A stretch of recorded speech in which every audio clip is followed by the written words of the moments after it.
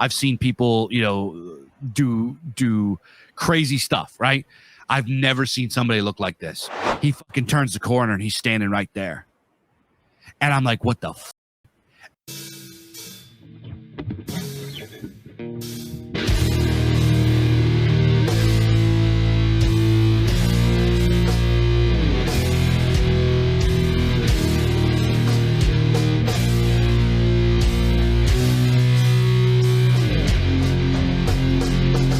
When I first got into becoming a heathen, 10, 15 years ago, however long it was, I had that, right? And so I was like, demonic possession. Yeah, okay. Until I experienced it, until I saw it. And I believe that I saw it. And I'll tell you guys the story about it, right? And obviously, this is just what I believe. There could be a scientific explanation for it. I don't think that there is, but like I said, it could be. This is just coming from my experience and my wife's experience. So years ago, I guess 8 years ago, 9 years ago, maybe, me and my wife were visiting in New Jersey, right? We were visiting in New Jersey because that's where our parents were from. On the way back, our phones died and the charger in the car it broke. We couldn't charge our phones. We had to we needed to charge our phones up. So we spun into Walmart, which is open 24 hours. And I ran into Walmart to get phone chargers. So I walk in and I'm going back to the electronics department. And like always, I stop at the DVD bin. I love sifting through DVD. I love sifting through vinyls. I love sifting through bargain bin media. It's just something that I like to do. It's like a little thing. If it's in my trajectory, it's in my path, I'm going to stop for a couple minutes and take a little look. See if I can find some cool old movies for $5 or $4 or whatever they were.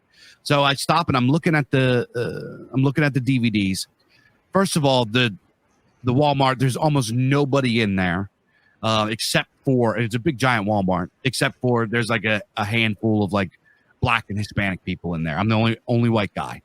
And I'm there and there's another black dude and he's like doing the same thing I'm doing. We're not talking or anything. We're just standing there looking at the DVDs and there's like a handful of they're all in the electronics section for some reason. And I stand there and I like look up and I see down, it's like the main aisle that splits the entire store in half and goes down to the entrance. And I look at the entrance and there is a guy walking towards me, like from the entrance. And I could just tell he's like staring at me.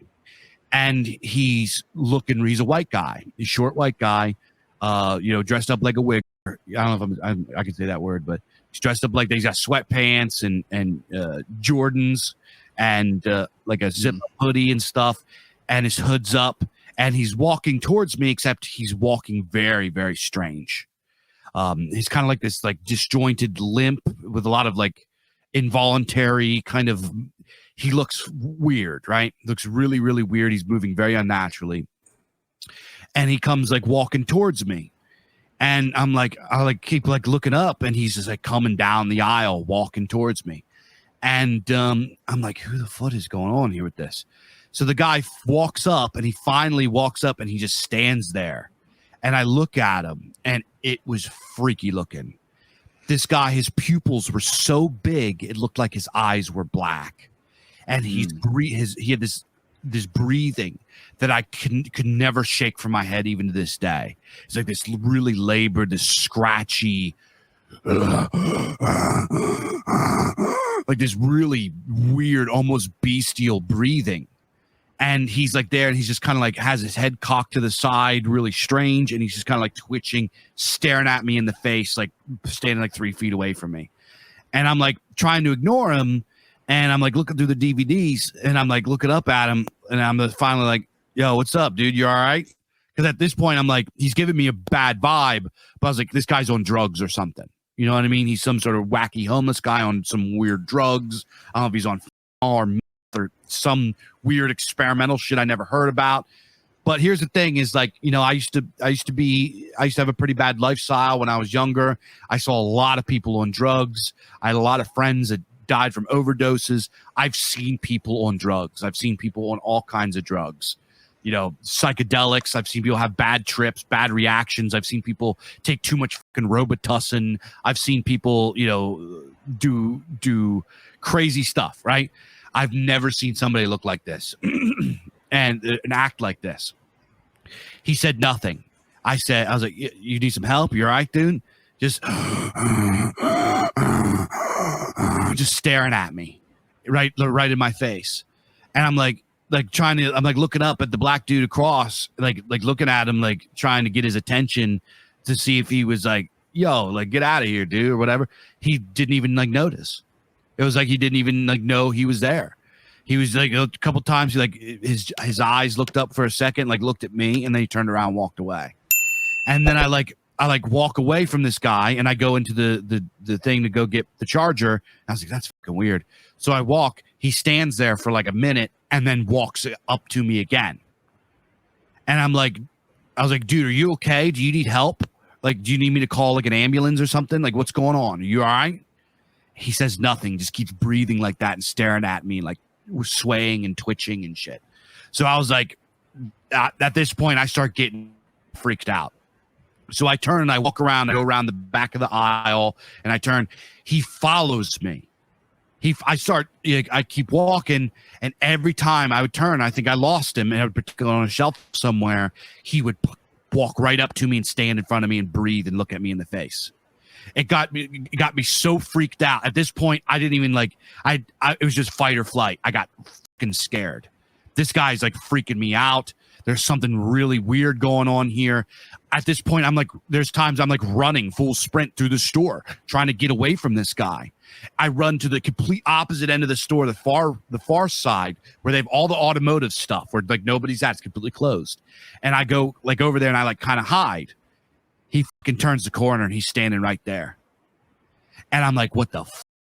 And I was like, I'm looking at him. I'm like, look, dude, you got to back the fuck off. And I pull my shirt up and I show him my gun. I like literally show him my fucking pistol. I was like getting ready to shoot this guy in Walmart. That's how freaked out and scared I was. I was like, dude, you got to get the fuck away from me. And he looks down at my gun for like a split second and then looks back at me and keeps breathing and staring at me in the face with his big black eyes. His skin was completely fucking pale and had a weird like greenish thing to it. He had sores and like cracks, and he was completely fucked up, like completely just messed up and weird. And I back up and I just run. I was like, I got to get out of here. You know, I can't shoot this guy, you know, whatever. I got to get out. I'm just going to get to my wife's car and bounce. So I get out and I run. And I get in my wife's car, and this is my first son was like just born. He's a baby. He's in the back seat. And my wife's like, oh, man, I'm so glad you're here. Some fucking weird guy came up and tried to fucking open the door to the car. I was like, what did he look like? And she described him to me.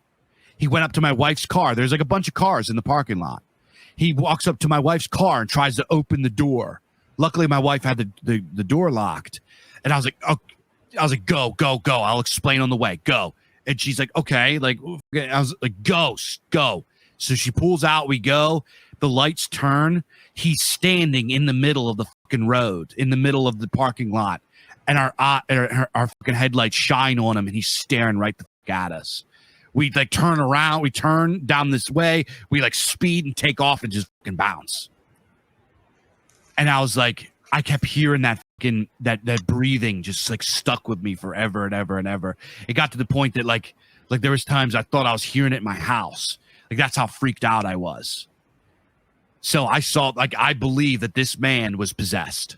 I believe that this man was under the influence of evil forces. True story. My wife saw him too.